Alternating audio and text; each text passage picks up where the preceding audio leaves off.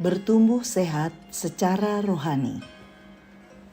Dan jadilah sama seperti bayi yang baru lahir, yang selalu ingin akan air susu yang murni dan yang rohani, supaya olehnya kamu bertumbuh dan beroleh keselamatan.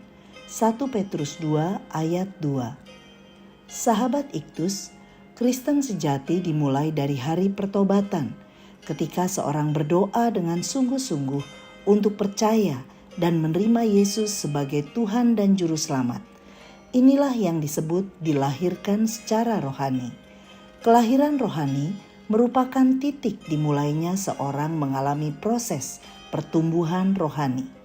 Digambarkan seperti bayi yang baru lahir, ia memerlukan tempat yang aman dan penuh kasih, serta pemeliharaan yang cukup agar dapat bertumbuh sehat menjadi semakin dewasa.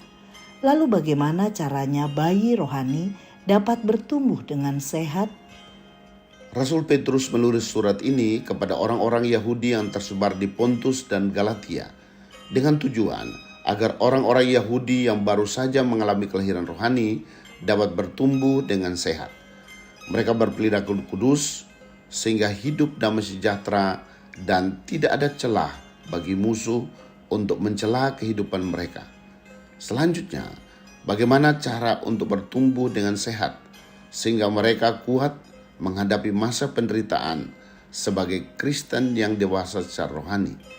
3 cara untuk bertumbuh sehat, yaitu 1. Buanglah segala kejahatan. Ayat 1. Rasul Petrus memberikan nasihat.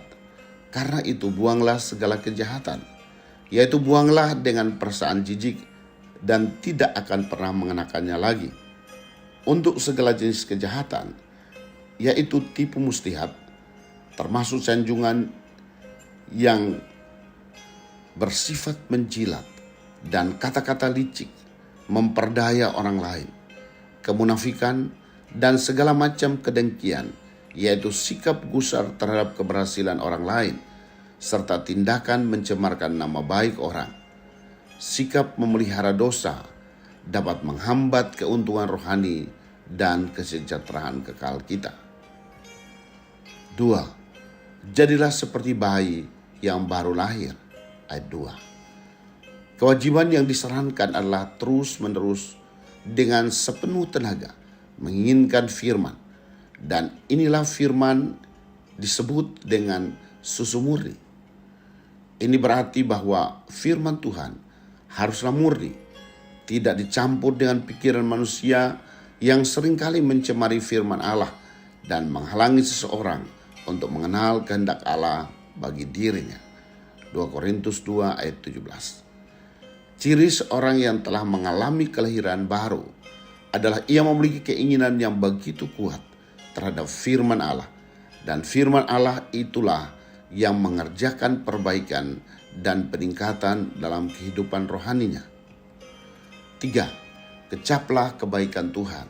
Ayat 3. Mengecap kebaikan Tuhan berarti mensyukuri hari kelahiran baru karena telah menerima kasih karunia keselamatan kekal di dalam Yesus Kristus. Mengecap tidak dapat dilakukan dari jarak jauh, seperti hal melihat, mendengar, dan mencium bau sesuatu.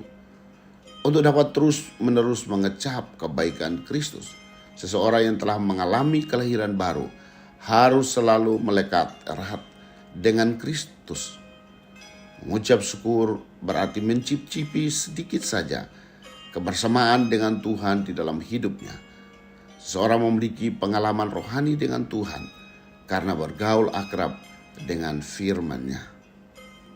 Sahabat Iktus yang dikasihi Tuhan, sudahkah aku membuang segala kejahatan yang ada dalam diriku?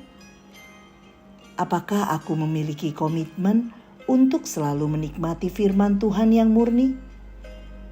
Bagaimana caranya agar firman Tuhan bekerja secara efektif memperbarui hidupku? Tuhan Yesus, Engkau mengenal aku. Jika masih ada kejahatan tersembunyi di dalam diriku, buatlah aku gelisah sehingga aku sedia membuangnya. Aku tidak mau pertumbuhan rohaniku terganggu karena ada dosa yang terpelihara rapi di dalam hidupku. Aku ingin menikmati firman-Mu bukan sekedar untuk mengisi pengetahuanku, melainkan aku dapat mengalami Tuhan dalam setiap kebenaran yang aku renungkan. Ya Yesus, aku merindukan pertumbuhan rohani yang menghasilkan buah bagi kemuliaan Tuhan. Amin. Belajar Alkitab berarti belajar hidup sehat.